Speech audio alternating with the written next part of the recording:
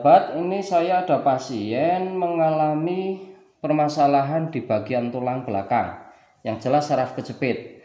Namun saraf kejepitnya di lumbar 4 dan 5. Namun di sisi lain mengalami permasalahan sering pusing, sakit pundak ya di bagian sini kanan, juga yang bagian kiri di bagian lengan kiri juga masalah. Nah, saya akan menunjukkan permasalahan yang terjadi. Jadi kenapa dulu saya pernah katakan untuk memahami akupressure perlu belajar anatomi tulang belakang dan anatomi otot, karena agar tahu permasalahannya. Lihat pada bagian pertemuan antara cervical ke-7 dengan torak. Ini terlalu bagian cervicalnya terlalu masuk ke dalam. Sehingga kondisi seperti ini akan membuat kepala terasa berat. Sisi lain karena ini semacam ada jenggulan ya, gundukan seperti ini, bagian pundak dan lengan akan menjadi lemah. Nah, saya tunjukkan ini. Ini seperti ini dari samping coba.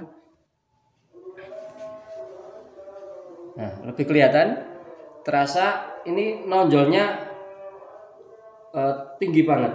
Harusnya ini langsam, tidak seperti ini. Nah, orang mengalami seperti ini biasanya faktor karena bantal terlalu tinggi. Ibu ini melakukannya karena dulu katanya sesak waktu saraf kejepit.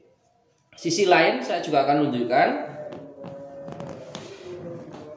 Pada bagian lumbar 1 dengan torak yang 12 ini mengalami masuk. Ini lordosis.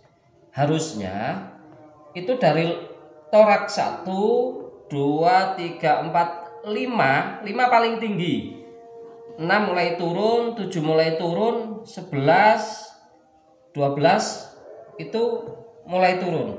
Tapi di sini ini sedikit turunnya ini mulai justru ketika 10, 11-nya kurang. Sehingga kondisi seperti ini efeknya di bagian torak yang ke 8, 9, dan 10 yang cenderung masuk lebih dulu, ini akan efeknya ke perut. Sisi lain karena ini mengalami lordosis di lumbar 45 di sini, ini harusnya naik, ini malah turun di bagian ini. Padahal ini ada panggul, tulang panggul ketemu dengan lumbar 5, ini harusnya naik dengan 4, kemudian 5 lebih naik. Yang paling masuk itu 3.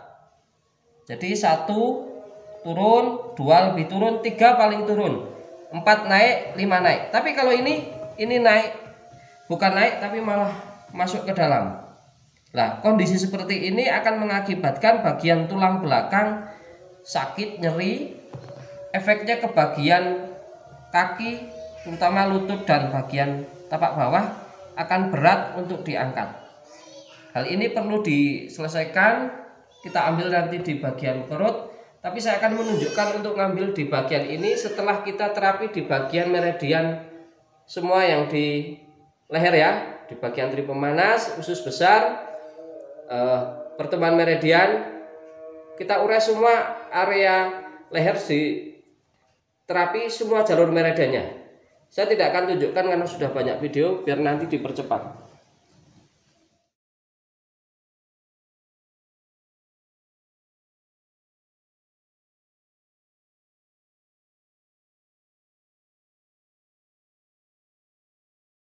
Sahabat, untuk mengurangi tonjolan di bagian torak yang satu yang terlalu nonjol, ini kita lakukan kiropraktik dengan posisi tidur tengkurap seperti ini.